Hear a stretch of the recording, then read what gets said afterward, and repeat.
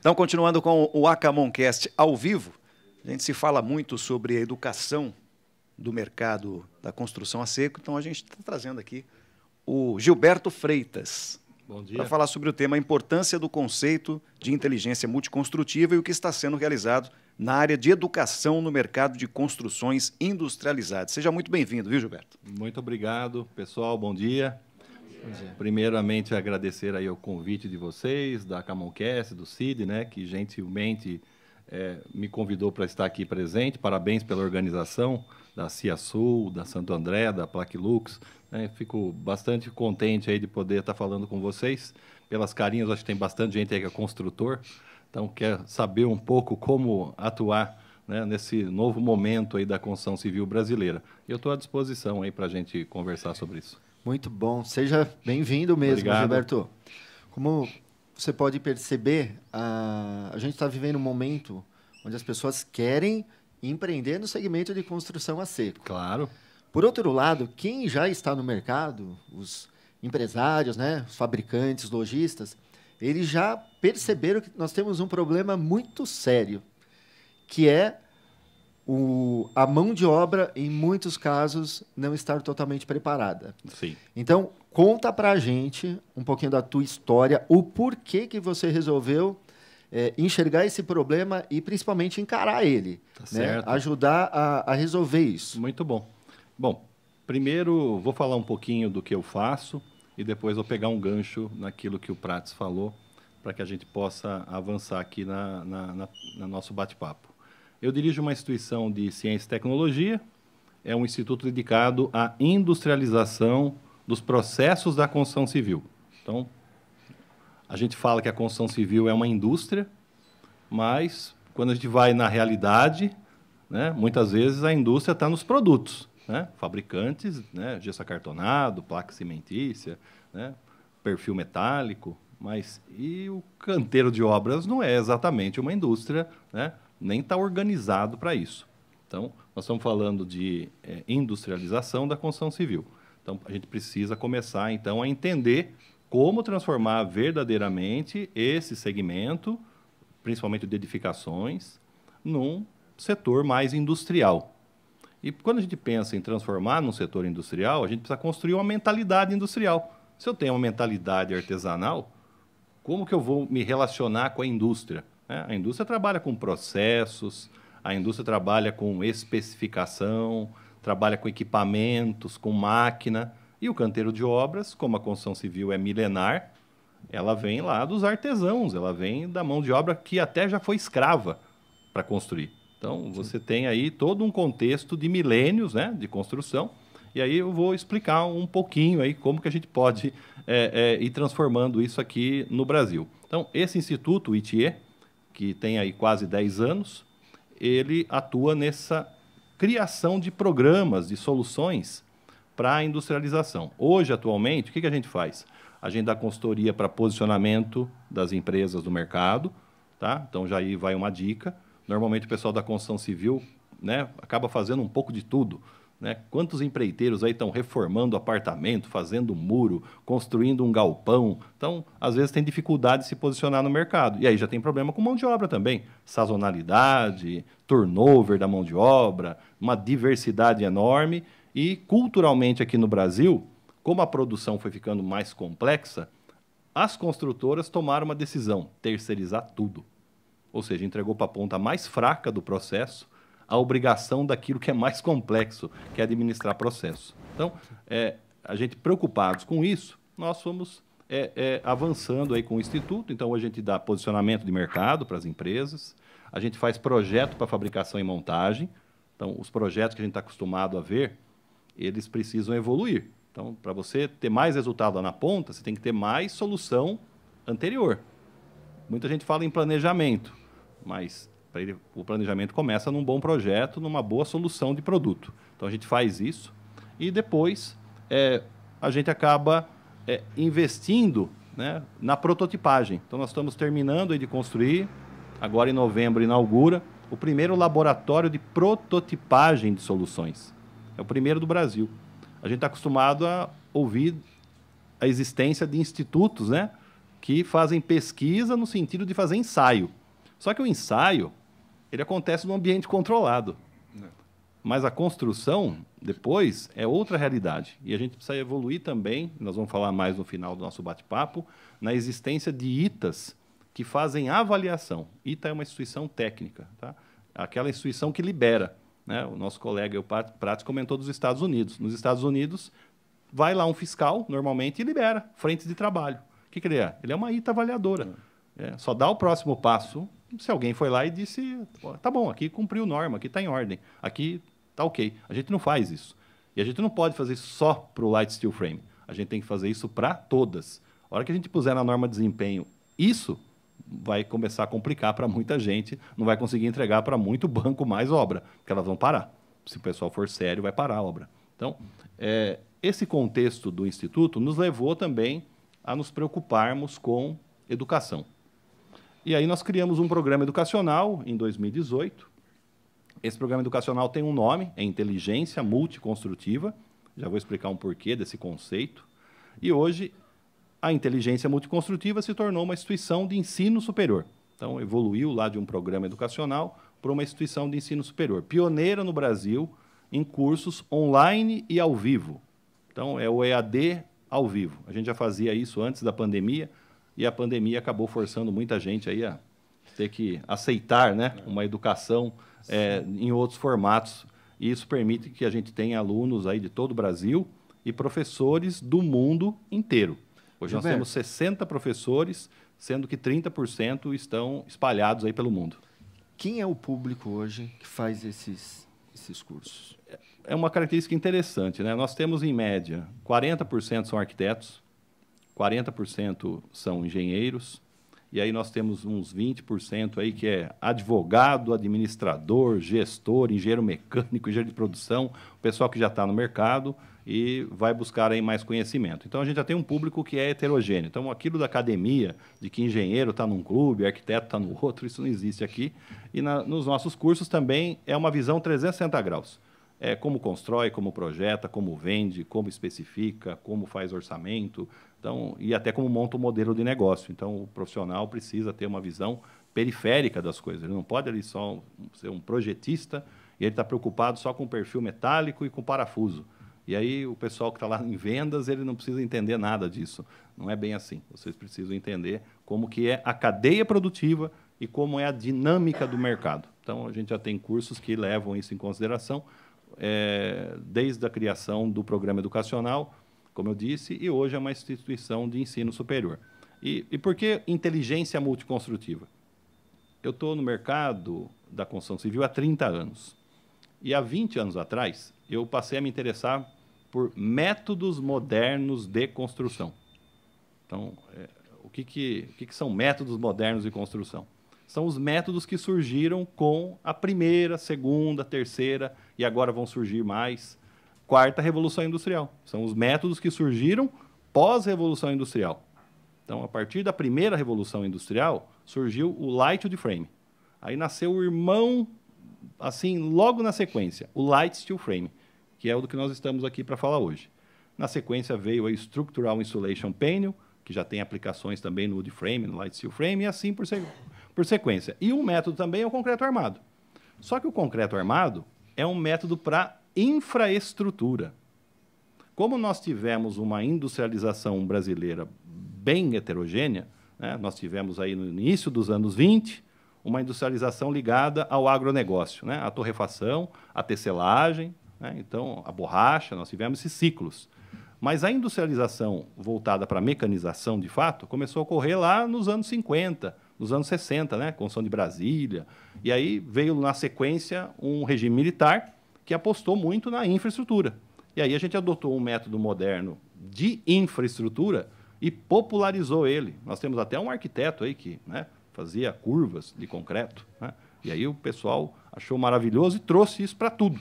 Então, né, como a gente já tinha uma cultura ibérica, né, das construções de fortalezas, né, de outros tempos, a gente adaptou a construção de fortalezas ao concreto armado, ficou tudo certo. Aí a gente pegou o concreto armado, que é muito interessante para obras de infraestrutura, e popularizou ele para fazer todo tipo de construção. E aí a gente começou a ter dificuldades recorrentes. dificuldades num quesito chamado produtividade. E aí a produtividade é a alavanca da lucratividade. Se você tem pouca produtividade, provavelmente você tem que subir o preço. Subir preço em país de população de baixa renda é difícil. E aí a gente foi criando modelos de negócio de vista grossa, né?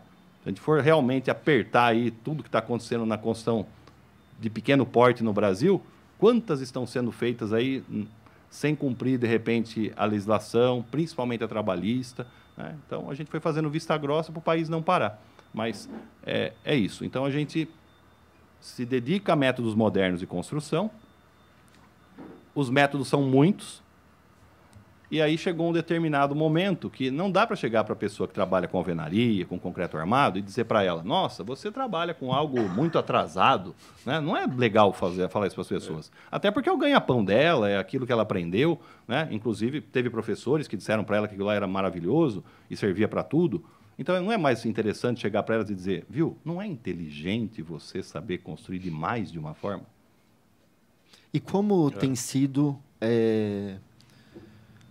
quando você diz isso para o mercado, né, em um primeiro plano, eu acho que o teu trabalho é também trazer para os fabricantes, eu acho que para a cadeia produtiva, mostrar para eles que eles não estão sozinhos, né? Você, como uma instituição, está ali para ajudar meio que ele fazer uma ligação, né? Comunicar o que os fabricantes têm de tecnologia com esse público, sejam eles engenheiros, arquitetos, claro, né? E como que o mercado tem recebido o trabalho do ITIE? Bom, do ponto de vista das empresas que atuam nesse mercado, sem dúvida, o que a gente passou a fazer tem uma importância grande. Por quê?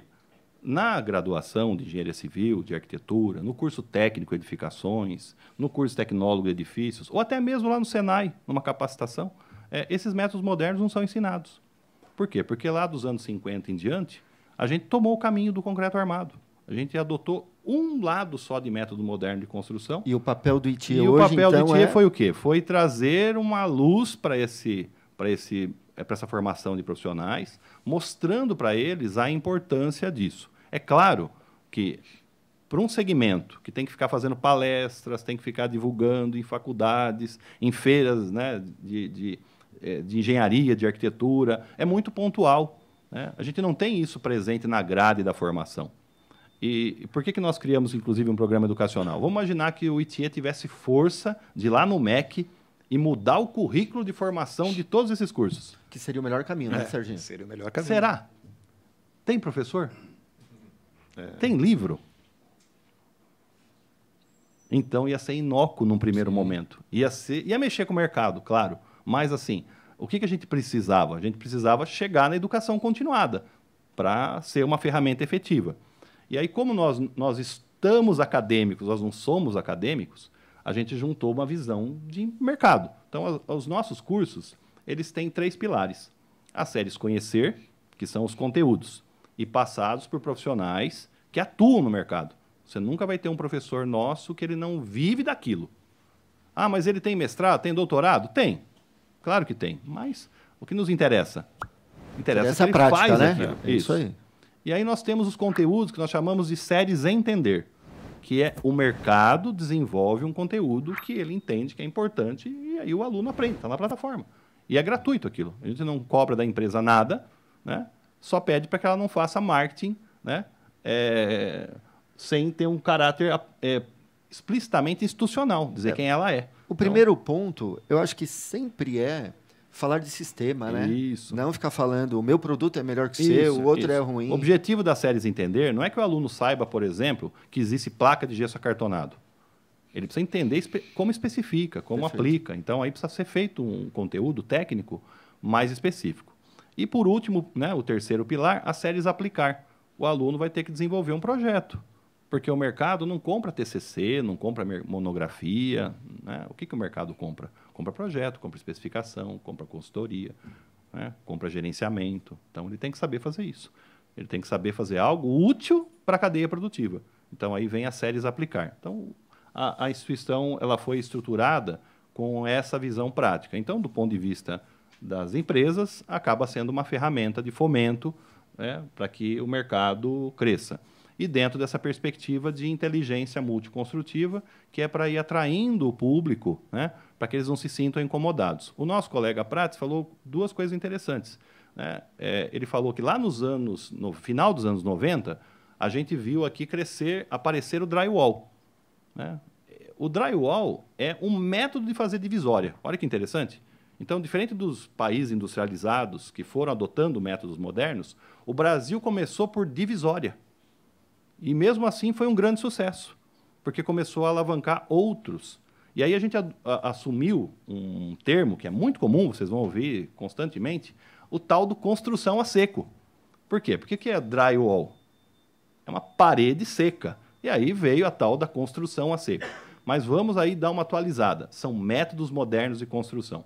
Light wood frame, light steel frame, structural insulation panel, estruturas metálicas, concreto pré-moldado, né? Aquele que vai pronto, construção em painéis, construções em módulos, cross-laminate timber, madeira laminada colada. Então, assim, esses são os métodos modernos de construção.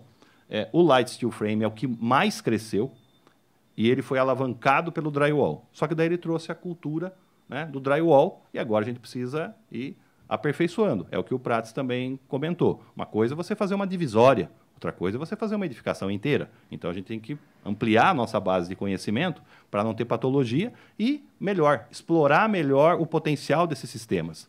Nós estamos vivendo um momento muito interessante. Eu brinco aí muitas vezes, eu vejo todo mundo construindo hoje no século XX, não no século XXI. O século XXI ele tem outras características de público, de modelos de negócio e de produtos. Só que a gente ainda está fazendo as coisas igual no século XX.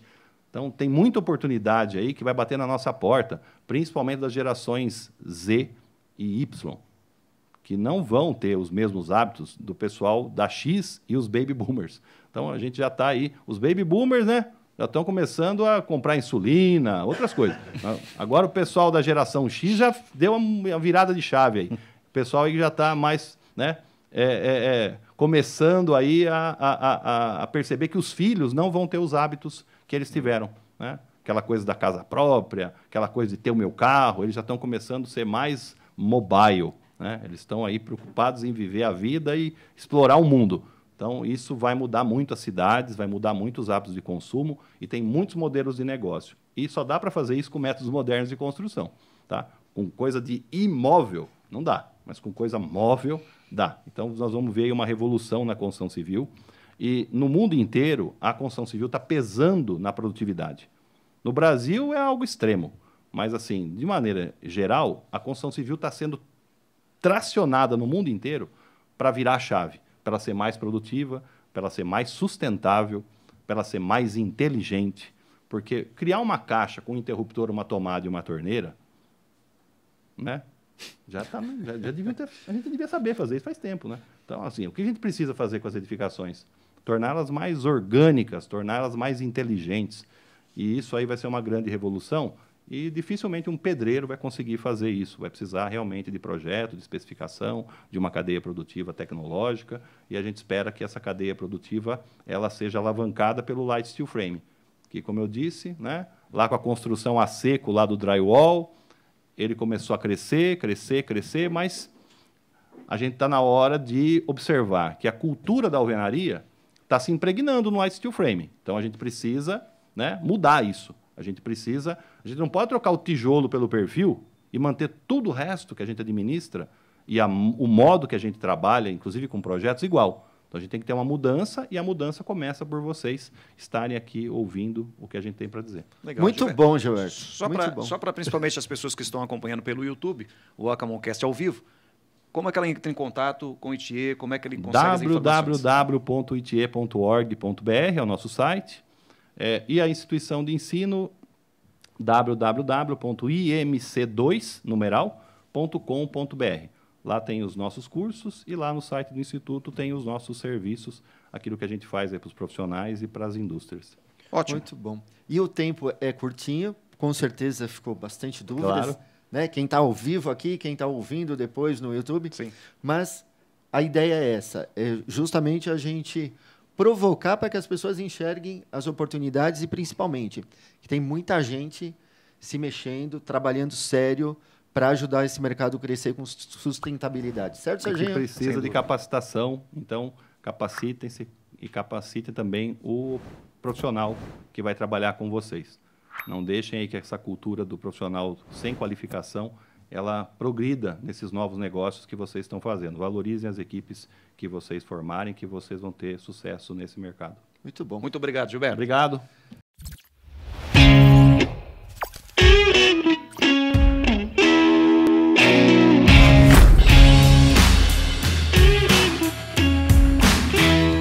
Pega a média da construção, da geração de renda, geração para PIB da construção civil no Brasil, tá? A gente pega a média mundial, ela é $25 por profissional por dia.